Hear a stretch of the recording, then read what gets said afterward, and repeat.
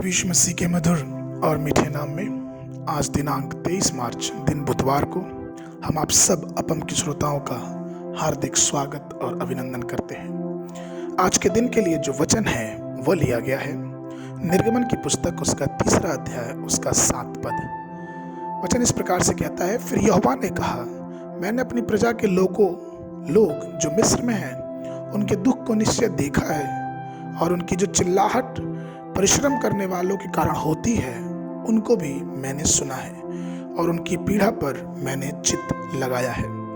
प्रभु मेरे प्रिय लोगों, हमारा परमेश्वर अद्भुत परमेश्वर है। वो हमारे सब दुखों और कष्टों को जानता है। कई बार ऐसा हो सकता है कि हमारे माता या हमारे पिता हम किस परिस्थितियों से होकर गुजर रहे हैं वे ना समझ सकते हों। कई बार हमारे माता पिता हमारे तौर तरीके या फिर हमारे जीवन की बातों को पूरी तरह से ना समझ सकते हों, लेकिन मैं आज आपको बताना चाहता हूं कि हम जिस ईश्वर की आराधना करते हैं वो हमारे बारे में सब कुछ जानता है। इस्राएली जो मिस्र में इतने बढ़ गए कि उन्हें गुलाम बनने की नौबत आ गई और मिस्र के लोग उनसे घोर अंधेर करवाते, तरह तरह की बातें होती, उनको ताड़नाएं मिलती, उनको मार मिलती। और वचन कहता है कि वे अपने ऊपर होते हुए जुल्म के कारण उन्होंने परमेश्वर को दुहाई दी और उस दुहाई को परमेश्वर ने सुन लिया। सिर्फ उस दुहाई के कारण परमेश्वर ने मूसा को तैयार किया और मूसा को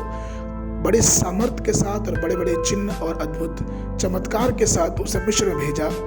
और किस प्रकार से हमें और आपको मालूम है कि परमेश्वर ने अपने चिन्ह और चमत्कारों के द्वारा मिस्र देश में मूसा को भेजकर बड़े बड़े आश्चर्य कर्म किए। और यहाँ तक कि मिस्रियों ने अपने जीवन को वो टूट गए, वो पिघल गए क्योंकि उनका पहिलौठा मारा गया। और अंत में जब इस्राएली उस देश को छोड़ के निकलने लगे तो उन्होंने उनके सारे जेवरात, सारे गहने भी उधार में मांग लिए और वो एक विजयी रूप लेके उस देश से कनान की तरफ, जो देश दूध और मधु की धाराओं और प्रतिज्ञाओं का देश था, उसकी तरफ बढ़ निकले। प्रभु मेरे प्रिय लोगों, आज हम भी और आप भी कई बार ऐसा महसूस करते हैं कि हम भी अपने बंधन में बंधे हुए हैं। कई बार अपनी सेवकाई के बंधन में, कई बार जहाँ पे कार्य हम करते हैं उसमें बंधन में ऐसा महसूस होता है। कई बार हमने कई लोगों के कठोर शब्दों को अपने जीवन में एक झूठे आरोप की तरह सहन करना पड़ता है, जो चाबुक के मार्ग से कई गुना नुकसान पहुंचाता है। लेकिन आज परमेश्वर का वचन निर्गमन की पुस्तक उसका 2 और 25 अध्याय से बोलता है, और परमेश्वर ने इसराइलियों पर दृष्टि करके उन पर चित्त लगाया। जब परमेश्वर ने उन इसराइलियों पर चित्त लगाया तो परमेश्वर का वचन पहला पत्रस उसका 5 और 7 पद में हमारे लिए और आपके लिए कहता है कि हमारी सारी चिंता उस पर डाल दो क्योंकि उसे हमारा ध्यान है। आइए हम उस अद्भुत परमेश्वर में अपनी सारी चिंताओं को, अपनी सारी बातों को, अपनी सारी गम को उसके ऊपर, उसके सामर्थ्य हाथों में डाल दें, अपने आप को उसके सामने नम्र बनाएं और वो सही समय पे हमें और आपको शिरोमणि बनाएगा क्योंकि वो हमारे बारे में सब कुछ जानता है।